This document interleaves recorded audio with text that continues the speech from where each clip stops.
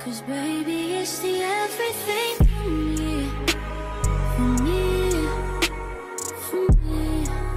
Hey y'all, welcome back to my YouTube channel. Today we're gonna be talking about my one-sided friendship with my best friend, and also a mini makeup, get ready with me, hair type of thing. Y'all know, before we get into any video, let's go ahead and get into the word of the day. Today's scripture is going to be coming from 1 Corinthians 10, 3 through 4. Essentially, what I got from this scripture was, y'all, we are not supposed to be using physical weapons to fight the devil off, or even our enemies, whether they're like human or spiritual. The word is our weapon. Read the Bible, the scriptures that God give us, and the encouragement and the peace and armor that he gives us.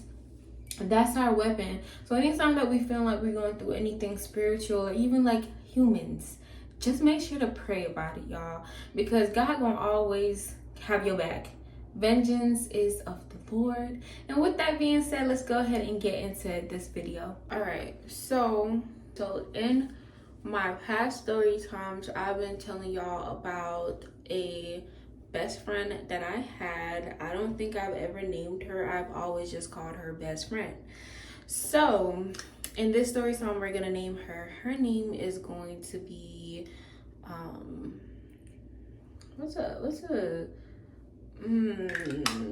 let's just call her Cat. Let's just call her Cat. So me and Cat had been friends was friends for roughly 5 years. Of last year, it would have been 6 years this year of us officially being best friends. So anyways, how we met was honestly through middle school, 8th grade year to be exact. And honestly, this story is going to take place a lot about 8th grade year, because this year I learned the valuable lessons of staying in your lane. Like, I'm gonna just call it staying in your lane. Simply because I'm a very loyal person. Let me start there. I'm a very loyal person. So especially my best friend, if my best friend is beefing with somebody, that means we're beefing with that person, okay? So that was the situation.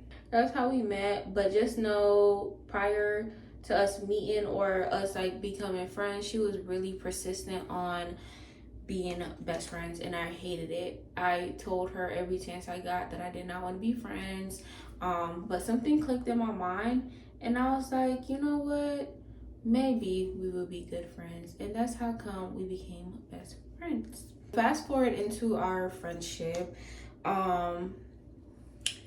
I began to learn that this girl wanted to be friends with everyone, and that just wasn't me. Like, I was an extreme introvert. I'm like an extrovert introvert, not sure the term for that, but I am that, literally. So I have moments where I want to like deal with people and I have the energy for it, and then moments where I don't. And back then I was more of an introvert. Right now in present life, I am definitely a extrovert. Over that time of being in school, y'all, everyone knew me for being her best friend. That's crazy, but yeah, everybody knew me for being her best friend, simply because, like I said, y'all, this girl literally wanted to be friends with everyone. That's the red flag. If y'all are in a friendship like this where that person literally knows everyone and everyone knows that person, it don't always mean that it's a good thing. And I'm not saying it like I was that person who was like, oh, I'm gonna like piggyback off of somebody and become friends with everyone. That was never the case. It literally was just her personality. And it wasn't like she was a social butterfly. She was just in everybody motherfucking business. And yeah, like, that's the easiest way to say it. So with that being said, with her basically being out there a lot, it came like me getting like a few shared of that attention. So anyways, in our friendship, y'all, this girl, she fell out with a lot of people. I'm gonna just say that. She would be cool with people, fall out with a lot of people, and I'm not gonna sit here and say that most of the time it was her. It was definitely other people being weird as fuck to her, and the situation, like how it looked. And going back to her being friends with everyone, y'all, with that being said, she was friends with people niggas. yeah. She was most definitely friends with a lot of girls' boyfriends, and of course, me and any other girl, we don't play that. We don't play that brother, sister, cousin shit, best friend shit. No, fuck that. Y'all are nothing. Y'all don't know each other. Like, what the fuck? So yeah, most of the relationships that she fell out with was girls, females, because of their boyfriends liking her, or her just really overstepping her boundary with the girls' boyfriends. I feel like this is gonna be like a collective of just like my time in middle school with her, because high school was just crazy. I'm gonna open up to y'all and just tell y'all, always go with y'all first gut. Like, if you have a feeling that this person isn't really your genuine friend, go with it, because a lot of time in this friendship I felt like that strongly, and I've always voiced how I felt, but like I said, she was, for my last third time, she was a very sorry person. Like, it was always sorry, and then she would like say sorry, pretend like she's fixing it for like 2 days, and just go back to being the same person. And of course, I always noted it. Like, I'm not gonna like go back and be like, oh, but you said you wouldn't do that. I always kind of just kept it in mind that that's the type of person that she was, and I kept it pushing. Turn to is, when I was younger, y'all, I was overweight for the crowd.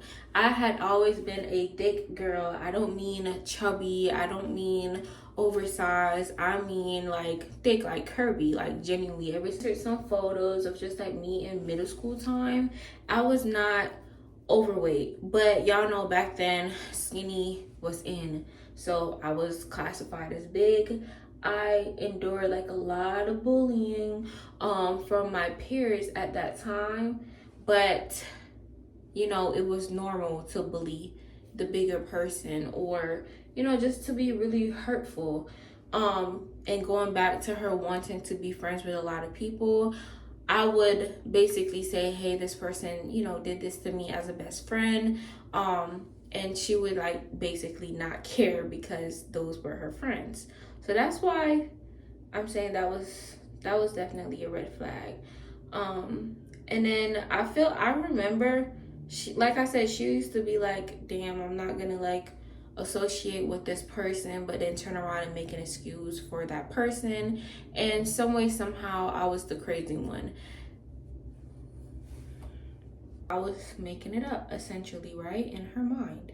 If y'all been listening to my story time, she make excuses up for a lot of people. Like, to me, like, she never really valued our relationship. If anything, she valued those other people's relationship over mine, but then will cry wolf anytime they would do anything to me, and expected me to like do whatever she decided to do in a moment, whether it was like fake cut them off, or this caused like an extreme like dent in our friendship, simply because it hurted. It was a lot of times when we were on the phone, it was never like a best friend relationship, which is why I'm like stressing to y'all a lot that I always said to her that maybe we should just be friends, simply because I knew what best friend love was supposed to feel like. You know what I mean? Like, I know how I treat you, so you should treat me the same. You know what I mean? That was like my logic, and it is still my logic. That would never change. So yeah, she, whenever we were on the phone, whenever we were talking about anything, it will always simply just be about her needs and her wants and where she lacks in life. And when I tell y'all, this shit was so draining to me. It was so draining to the point that I never wanted to pick up her phone calls. I never wanted to be around her. And that, like, I just did not want to be around someone who didn't care about my well-being. And that's low-key like what she gave me every time we spoke. I'm talking about every day after school, she would call me and I would answer, and I would be like, you know, how's your day, how are you? And she would be like, it was good, and just keep talking about her the whole time. And yes, I made it like a point to say this to her. No, she did not care to change. People are who they are. So I got really drained, y'all, with that whole friendship because it just never felt like I had a voice there. And I was constantly basically being friends with like one of my bullies. Like, I'm not gonna say she was a bully to me, but her actions definitely spoke louder. Yeah, like it was oftentimes where any boyfriends that she had would feel the need to call me out of my name, whether it was cussing or basically just saying that I was big and fat and ugly and nobody wanted me. And she heard these words and she still wanted to be friends with them. It was even to a point where I started resenting her boyfriends and chose myself to like, well, yeah, choose me, but also chose like in my own mind just to not like deal with it. Never really cared about my feelings. She only cared about her, and she would like force a lot of shit on me to do. And it's not like I was a pushover. Like I was like, oh, I'm just gonna do it because my best friend said to do it. No, I was very like public and loud with my no. She just didn't give a fuck, and she used to always pull the cards like, oh, we're not as close as we could be, or I don't feel like you really love me as a best friend, or I feel like you give so and so more time than me, and just always has something to say about my other relationships. And I would sit there and I would tell her, you know what, I do for them more because I feel like they actually hear me and respect what I feel and what I'm saying. And yeah, like I was very open with my nose. Like I just didn't care to really necessarily spare her feelings and to make her not feel bad. And yeah, like I do remember having a boyfriend at that time, y'all. And y'all know, as females, boys can take up a lot of your time, especially when you're young. For me, the time was tough because I didn't care to give her my time. Not because, you know, I was just so boy crazy. Nothing like that. I just didn't care to give her my time. And she used to try to use that against me. You're always just your boyfriend. But no, girl, you're just weird. You're sincerely just weird. And I just don't like it. And I'm not going for it. Feel how you feel. Like I couldn't be me. And one thing I wasn't going to do is pretend to be somebody else for anyone. So I kept it pushing. When middle school was over, it was time to pick what high school we were going to. For me, that was like my college. That was literally my college. Like my high school, I cared about so much, and I wanted to get into this really good high school, which I did get into. She didn't, and she was low-key sad about it simply because, like I said, all high school she was just boy crazy and boy centered. So much opportunity really didn't come to her outside of going to the neighborhood school.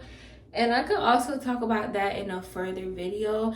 I don't want to make it seem like I'm talking down on someone and like, you know, essentially like their struggles. Like I'm not that type of girl. Between this time, it literally was just the same. Like I did not like my friend at all, and it was like I could not get rid of her. And I do also want to say this, like I didn't save all of this information to use it against anyone in no like future. I never really planned on YouTube being like so serious for me. I thank God that it worked out for me, but it was not really a plan. But yeah, in my last videos I told y'all how she came up with the whole T, the stud that we've been talking about, was more close to her. That's because T entertained her shenanigans and I wasn't. And I chose to have a good high school experience.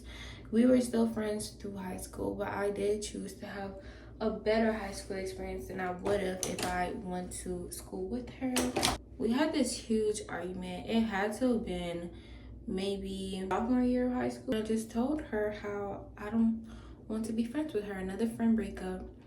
And she lashed out on me, y'all, crazy. And she basically was acting like a narcissist. And she tried to use my other friendships against me and say that's why we're not close and that's why we're not how we're supposed to be as best friends, because other people were like my friends and stuff like that. And I just remember wanting the conversation to go in the exact way it was supposed to, as far as us not being friends anymore. And I'm not trying to make it sound like someone like had me tied up and I couldn't get away from her, but okay, because if I'm telling y'all, I told her numerous times I don't feel like we should continue our best friend friendship, and she was like, no. What y'all think happened? So in that, I was like, you know what, I still feel like we should take time. This is not going on how I want it.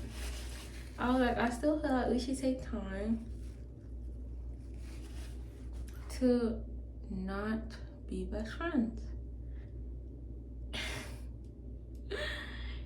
And she started crying and said that she was sorry.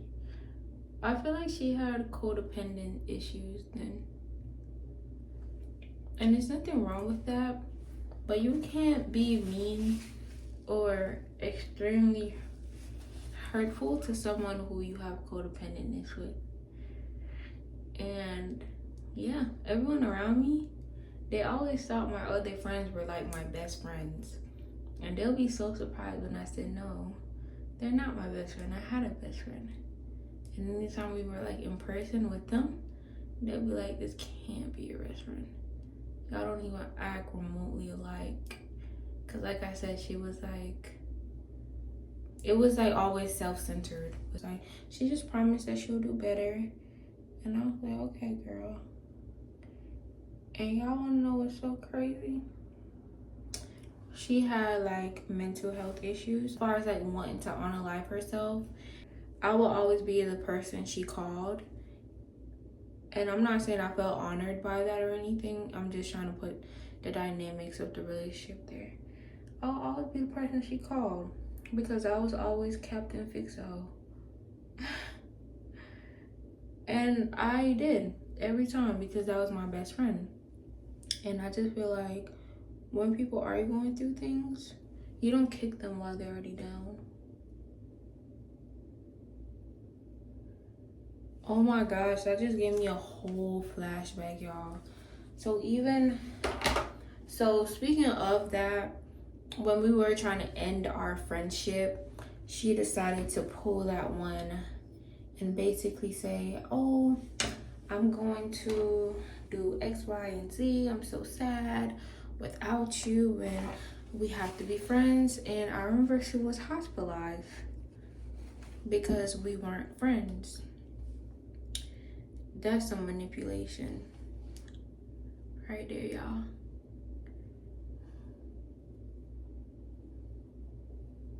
And this can be as blush and for your lips, so don't be looking at me crazy, okay? And I sat with that. I'm not gonna lie. I was like, well, damn, bitch. All of that in the ending of being someone's rock and fighting for them, I lost hella friends behind this girl. I lost hella potential great relationships behind one person, right? Cut my middle school friends off, went to hell and back for them. And I thought me and my best friend was on the same page. No. She turned around and she befriended her again. Like I said, she was a very sorry person. So behind my back, they became friends again. And how do I look? Not being that person, because I can't just unsay everything that I said. And it was some fucked up shit that they did to her. I'm gonna just put it out there. I can't unsay anything that I said. And that just led me to not have a lot of like great relationships I started life off with. For her to live her little weird life. I was cool with this girl up until the end. She had been Baker at. Okay, the makeup is done, but like I said, y'all, and what I've learned and gathered from all of this is you can be a great person to people and they'll still turn around and stab you in the back, because in the end of our friendship, she went into Bakerad, or she got Bakerad, one of the terms. And I remember going from school, you know what I mean, getting off of school, 8-hour shift if we be, my hand is dirty, but an 8-hour shift if we're being serious, to going to the hospital for however long they allowed me to stay every day for a whole week that she was in there. And you know, nobody else came to visit her, only me, her mom, and that was literally it for them 5 days. And the days that her mom wasn't there, I was still there with her. And this girl turned around and set me up to getting shot. Like, can you believe that? It's something I'm cool with, you know what I mean? I got over it. I forgave for myself, not for her, not for nobody.